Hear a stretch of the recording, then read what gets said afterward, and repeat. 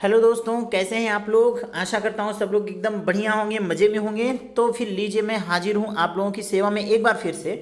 DElEd first semester और admission भी हो चुके हैं काफ़ी अच्छे, और क्लासेस भी शुरू हो गए हैं। तो मैं भी क्यों पीछे रहूँ भाई, मैं भी लेकर पहुँच चुका हूँ आप लोगों के बीच। और ये बैच जो है वह शून्य से शिखर यूट्यूब पे आपकी क्लासेस रहेंगी। और जितने भी स्टूडेंट्स हैं, जितने भी आप लोग, वीडियो को लाइक करिए, सब्सक्राइब करिए और ज़्यादा से ज़्यादा शेयर करिए, जिससे कि नीडी स्टूडेंट्स तक ये अच्छा कंटेंट जो है वो पहुंच सके। ठीक है, तो बिना टाइम वेस्ट किए हम लोग आज का आपका जो लेटेस्ट सिलेबस है, आपका मैथ का डीएलएड फर्स्ट सेमेस्टर का लेटेस्ट सिलेबस, ध्यान दीजिए, उसको हम डिस्कस करने वाले हैं। प्रीवियस ईयर पेपर भी हम लोग देखेंगे। वो सारी चीज़ें, एक एक छोटी से छोटी और बड़ी से बड़ी चीज़ें हम डिस्कस करने वाले हैं, और आपको शून्य से शिखर तक पहुंचाने की गारंटी हमारी। चलिए फिर बिना टाइम वेस्ट किए सिलेबस स्टार्ट करते हैं। तो दोस्तों देखिए, आपके गणित प्रथम सेमेस्टर के पाठ्यक्रम में जो पहली इकाई है उसमें आपको क्या सीखना है। तो जैसे कि लिखा हुआ है, हमने लिखा है संख्या एवं संख्यांक का बोध, अंकों का ज्ञान एवं स्थानीय मान।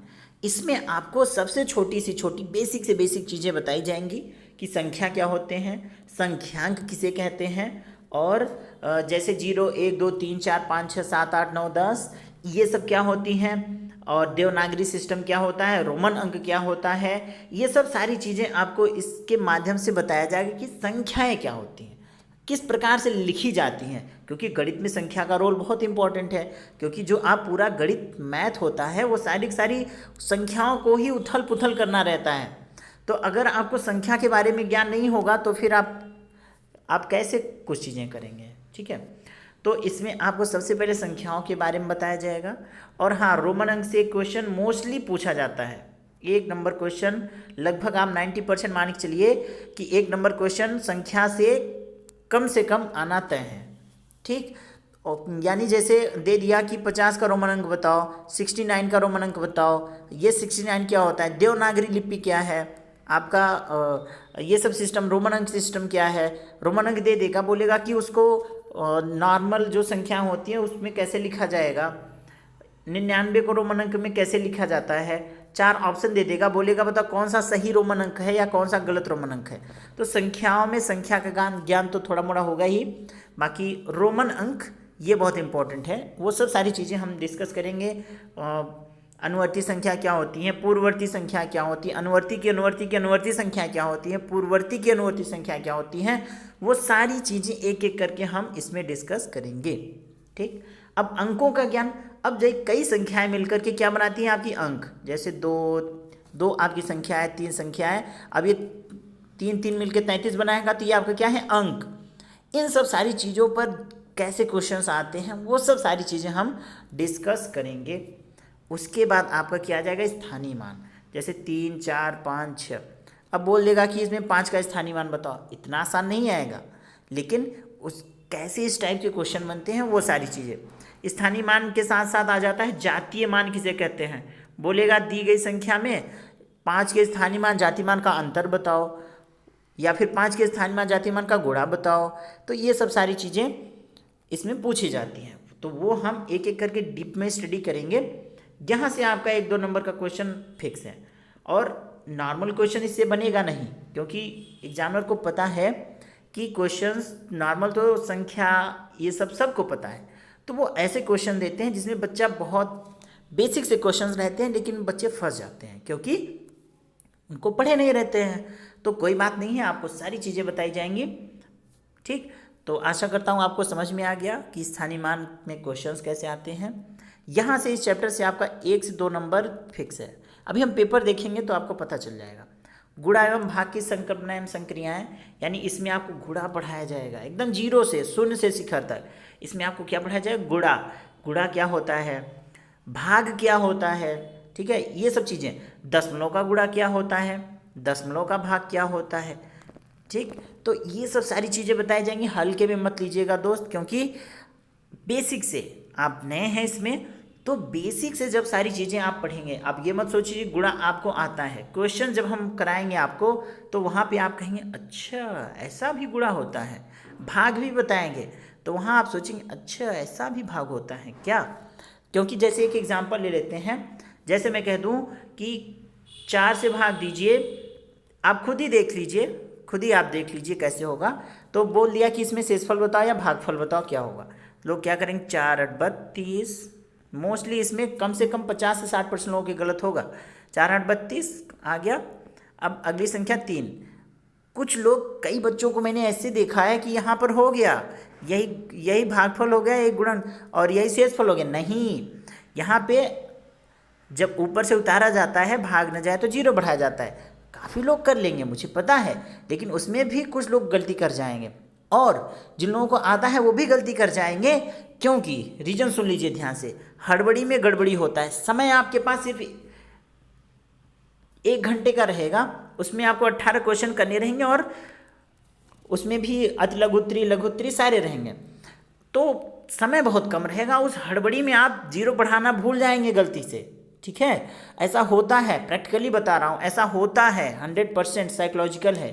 तो वहाँ पे भी आते हुए क्वेश्चन गलत हो जाते हैं, तो वो सब सारी चीज़ें ध्यान रखेंगे। वही गलती कहाँ कहाँ स्टूडेंट करते हैं वो मैं बताऊँगा। ठीक है, जिससे आप एग्ज़ाम में वो गलती ना कर सके। ओवर कॉन्फिडेंट नहीं रहना है। ठीक, तो गुणा भाग में भी आपको बहुत सारी नई चीज़ें मैं बताऊँगा। ठीक है, तो हम सिलेबस को अच्छे से डिस्कस कर लेते हैं कि इसका इम्पोर्टेंस क्या है। इसलिए मैं इस वीडियो को थोड़ा लंबा बनाऊंगा जिससे आपको इसका इम्पोर्टेंस समझ में आ जाए। भिन्न, अब गुणा भाग सीख लिया आपने, अब भिन्न सीखेंगे कि भिन्न क्या होता है। भिन्न में जैसे 2/3। अब उचित भिन्न क्या होता है, अनुचित भिन्न क्या होता है। आप सोचेंगे ये कौन सा भिन्न है गुरुजी, उचित भिन्न अनुचित भिन्न। नॉर्मल से आपने सोचा हो, सुना होगा ये भिन्न है, बताएंगे, सारी चीज़ें बताई जाएंगी आपको क्लास में, टेंशन ना लीजिए। लेकिन जो भिन्न है हल्के में ना लीजिए। इसमें से भी समान हर वाले भिन्न होते हैं, असमान हर वाले भिन्न होते हैं, और उन सब के गुणा क्या होते हैं, उन सब के भाग क्या होते हैं, दशमलव भिन्न क्या होता है, इनका अनुवर्ती क्या होता है, इनका पूर्ववर्ती क्या होता है, आरोही क्रम में कैसे लिखा जाता है भिन्नों को, अवरोही क्रम में कैसे लिखा जाता है भिन्नों को। ये सब सारी चीज़ें हम इसमें डिस्कस करेंगे। गणितीय संक्रियाएँ, इसमें भी आपका बोर्ड मास भी आ जाएगा। BODMAS, bracket of division, multiplication, addition and subtraction, एक क्वेश्चन इसे लिख के ले लीजिए, आएगा।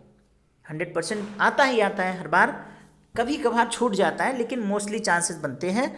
तो और इसको करने से आपका जो बेसिक है वो भी अच्छा हो जाएगा। अब आ जाइए दशमलव की संख्या है। आपने संख्या सीख लिया, स्थानीय मान सीख लिया, जाति मान सीख लिया, अनुवर्ती सीख लिया, पूर्ववर्ती सीख लिया, गुणा सीख लिया, भाग सीख लिया, भिन्न सीख लिया, भिन्नों का जोड़ घटाना गुणा भाग सीख लिया, बोर्ड मास सीख लिया। ये सारी चीज़ें यूनिट 1, 2 और 3 में आपने सीख लिया। अब यूनिट 4 में क्या सीखेंगे, दशमलव में उन्हीं सब सारी चीज़ों को सीखेंगे। दशमलव में संख्याएं कैसे होती हैं, दशमलव का स्थानीय मान क्या होता है। गलत करते हैं इसमें बहुत सारे स्टूडेंट्स, दिमाग में आप सोच लीजिए, जैसे 0.45 में 5 का स्थानीय मान क्या होगा, या 0.45 में 4 का स्थानीय मान क्या होगा। तो ऐसे क्वेश्चंस आ जाते हैं, तो वहाँ पे लोग गलत कर जाते हैं।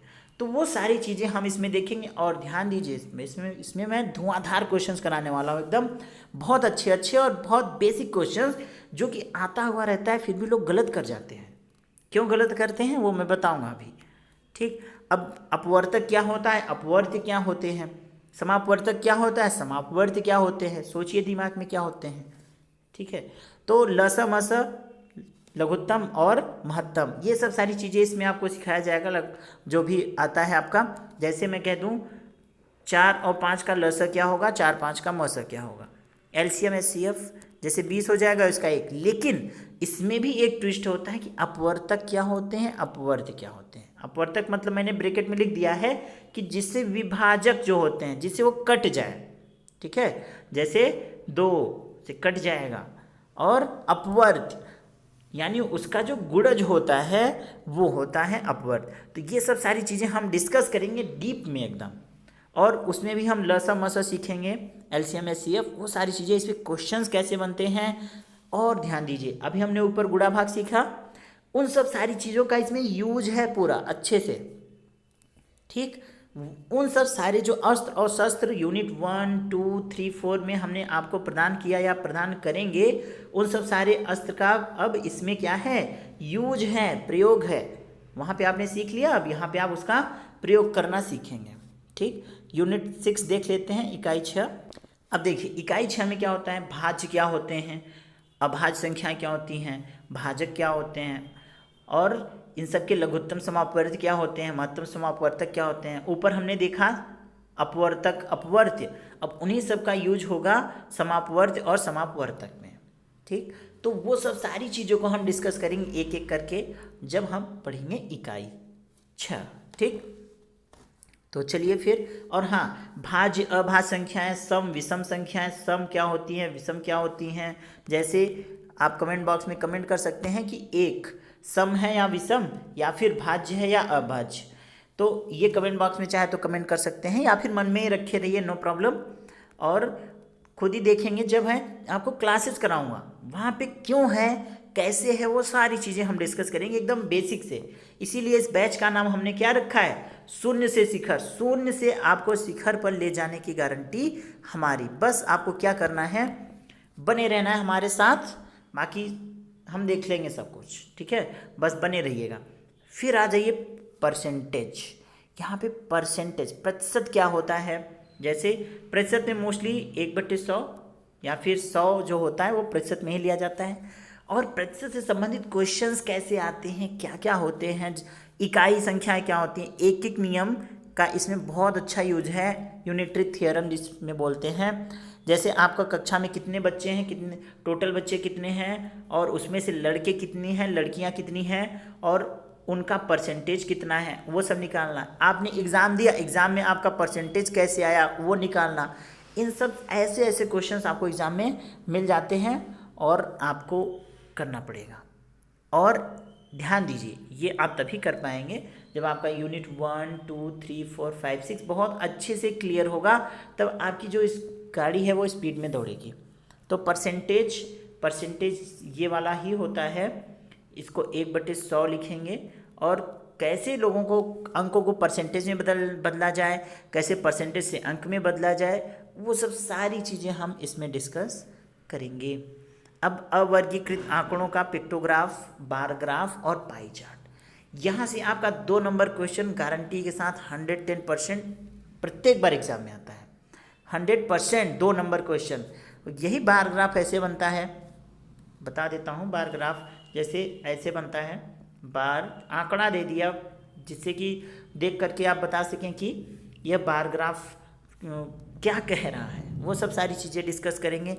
पाई चार्ट जो 360 डिग्री वृत्त में बनता है, डिग्री में बदलना बताया जाता है, वो सब सारी चीज़ें हम देखेंगे जब हम सिलेबस को एक एक करके जब हम पढ़ना शुरू करेंगे। टेंशन मत लीजिए, बस बने रहिए हमारे साथ, आपको वो सब सारी चीज़ें बताई जाएंगी। हाँ, आंकड़े दे दिया, फिर उससे ग्राफ बनाना बताएगा आपको, कहेगा कि ग्राफ बनाओ। कभी कभी ग्राफ भी दे देता है और बोलता है आंकड़े बनाओ इसके, तो आप क्या करेंगे, तो वहाँ पे ट्विस्ट हो जाता है। लेकिन टेंशन की बात नहीं है, आई एम हियर, और आपको सारी चीज़ें कराई जाएंगी। अब आ जाइए अलजेब्रा पर, आ जाइए बीजगणित पर। सजाती क्या होती हैं, विजाती क्या होती है। जैसे सजाती में यक्स का सजाती हमेशा यक्स ही होगा, इसके साथ संख्याएं कुछ भी लगी रहें, 2, 3, 4 बटे में भी रहें, तब भी यक्स का सजाती यक्स होगा। और जो ही यक्स स्क्वायर हो गया, वाई हो गया, वाई स्क्वायर हो गया, वो उसका विजाती हो जाएगा। तो ये सारी चीज़ें हम डिस्कस करेंगे। बीजगणित मतलब यक्स वाई जेड, इसको जोड़ना, घटाना, गुणा भाग करना, ये सब सारी चीज़ें हम इसमें सीखेंगे। इससे भी आपका 2 नंबर क्वेश्चन लगभग फिक्स ही रहता है, आ जाता है एग्जाम में, तो वो आपको देखना है। अब आ जाइए ज्योमेट्री। यहाँ पे रेखा गणित आ गया आपका, मतलब सारी गणित की सभी छोटी छोटी चीज़ें आपको यहाँ पे देखने को मिलेंगी कि रेखा गणित में आपका तल क्या होता है, तलखंड क्या होता है, बिंदु क्या होती है। अब आप ये बिंदु है, अब आप इसको पहचानिए या फिर इसकी परिभाषा दीजिए, एग्जाम में आ जाता है। रेखा क्या होती है, 2 बिंदुओं से होकर के कितनी रेखाएं जा सकती हैं, 2 बिंदुओं से होकर के एक ही रेखा जा सकती है। 3 बिंदु से होकर के अधिकतम कितनी रेखाएं जा सकती हैं, 3 रेखाएं जा सकती हैं। तो रेखा क्या होता है, बिंदु क्या होता है, वक्रखंड क्या होता है, रेखाखंड क्या होता है, किरण क्या होता है, कोण क्या होता है, वो सब सारी चीज़ें हम इकाई 10 में देखेंगे। ध्यान दीजिए, कोण 2 रेखाओं के कटान बिंदु और उनके बीच की जो जगह होती है उसी को कोण कहते हैं।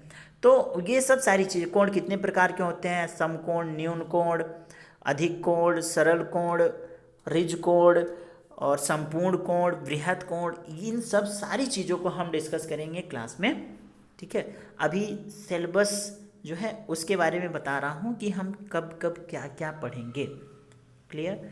अब आ जाइए, यहाँ से भी आपका क्वेश्चन फिक्स है 100%। अब तो पहले तो 2 नंबर में आता था, अब 1 नंबर में आने लगा है। पटरी प्रकार की सहायता से आपको कोण बनाने हैं 60 डिग्री, 90 डिग्री, 180 डिग्री।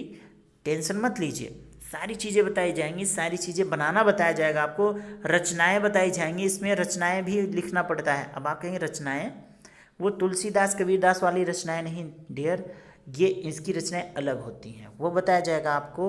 और सिलेबस में भले हमने दे दिया है 60, 90, 120, लेकिन 120 तक कुछ भी पूछ सकता है, 150 भी पूछ सकता है।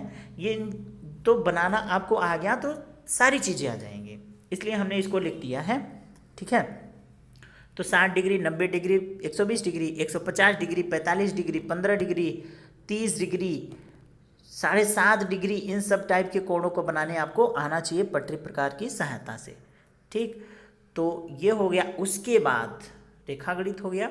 अब जैसे अब 12 में आ गया कोण के प्रकार, वही जो मैंने अभी ऊपर बताया था, न्यून कोण, अधिक कोण, सम कोण, ऋज कोण, वृहद कोण, इन ये सब कोण के प्रकार। कोण बनाना कैसे होता है, न्यून कोण ये हो गया, सम कोण ये हो गया, अधिक कोण ये हो गया, सरल कोण ये हो गया, आपका वृहद कोण इससे ज़्यादा हो जाएगा।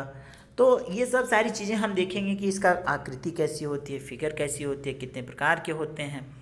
अब उसके बाद कोण के बाद आपको त्रिभुज, आयत, वर्ग क्या होते हैं, 3 भुजाओं से घिरी आकृति त्रिभुज, 4 भुजाओं से घिरी आकृति, प्रत्येक कोण समकोण और आमने सामने की भुजा सिर्फ क्या हो, बराबर हो, आयत। वर्ग, जिस आयत की चारों भुजाएं बराबर होती हैं, वर्ग। वृत्त आपका ये शेप हो गया। और इनके पार्ट्स क्या होते हैं, इनके क्षेत्रफल कैसे निकाले जाते हैं, परिमाप कैसे निकाला जाता है, विकर्ण कैसे निकाला जाता है। तो इन सब सारी चीज़ों को हम डिस्कस करेंगे इकाई 13 में। अब ध्यान दीजिए, ऊपर जितने भी इकाई हैं उन सब की मदद से ही हम इन सब सारी चीज़ों को करेंगे। अब आ जाइए परिमिति। परिमिति कुछ नहीं होता है, इनका परिमाप ही होता है। तो उसके इन्हीं सब चीज़ों के बारे में हम एक बार फिर से इसमें डिस्कस करेंगे, लेकिन थोड़ा सा और अच्छे से, एकदम लॉन्ग तरीके से। ठीक, परिमाप को एक प्रकार से आपकी परिमिति बोलते हैं। तो सभी जो शेप्स हैं, आकृतियां हैं, उन सब सारी चीज़ों की परिमिति हम इसमें डिस्कस करेंगे। तो आशा करता हूँ आपको सिलेबस पता चल गया होगा, आपको रास्ता पता चल गया होगा। और अश्विनी सर की तरफ से आपको बेस्ट विशेष एग्जाम के लिए। मैं अश्विनी सर आप लोगों को मैथ पढ़ाऊँगा। और ध्यान दीजिए, लगातार आपको बने रहना है हमारे साथ। सिलेबस को हमने डिस्कस कर लिया है कि अब आपको पढ़ना क्या है। ठीक, अब हम एक एक करके सारे सिलेबस को डिस्कस करेंगे। और एक एक चैप्टर इकाई 1 से लेकर के, मैं ध्यान दीजिए, मैं अपना बता देता हूँ, मैं सिर्फ कोरम पूरा नहीं करता हूँ। जितने स्टूडेंट्स पढ़ चुके हैं हमसे, सबको पता है अच्छे से। जब हम शुरू करते हैं, वैसे तो शुरू करने में टाइम लगता है, लेकिन सब शुरू कर देते हैं तो फिर जब तक तोड़ेंगे नहीं तब तक छोड़ेंगे नहीं, वो वाली हाल होती है। बाकी अब जिन लोगों की मैथ्स एकदम लगता हो कि शून्य है, टेंशन की बिल्कुल बात नहीं है। शून्य से शिखर तक ले जाने की गारंटी हमारी है। और जो लोग हमारे पुराने स्टूडेंट्स हैं, जो सब्सक्राइबर्स हैं, ये वीडियो देख रहे हैं, तो प्लीज़ आप लोगों से विनम्र निवेदन है, वीडियो को शेयर करिए ज़्यादा से ज़्यादा। प्लीज़ शेयर दिस वीडियो, जिससे कि नीडी स्टूडेंट्स तक ये वीडियो पहुंच सके।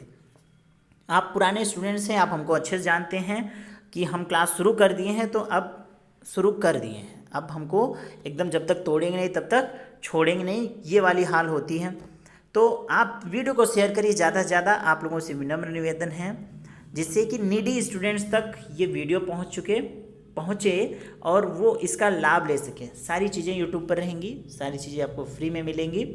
और बस आपको क्या करना है, वीडियो को सब्सक्राइब कर लेना है। ठीक, लाइक कर दीजिएगा और शेयर करिए ज़्यादा से ज़्यादा, और नीडी स्टूडेंट्स तक पहुंचाइए आप। ये हमारी आपसे विनम्र निवेदन है। किसी 3 लोगों तक पहुंचाइए, उनसे कहिए और 3 लोगों तक पहुंचाएं, उनसे कहिए और 3 लोगों तक पहुंचाएं। थोड़ी सी समाज सेवा हो जाए। ठीक, तो आशा करता हूं आप लोगों तक वीडियो पहुंच चुका होगा। और अब रेगुलर हम क्लास कराएंगे आप लोगों की। और भी सब्जेक्ट्स हैं, उन सारे सब्जेक्ट के सिलेबस हम डिस्कस करेंगे, फिर एक एक यूनिट जो है वो डिस्कस करेंगे।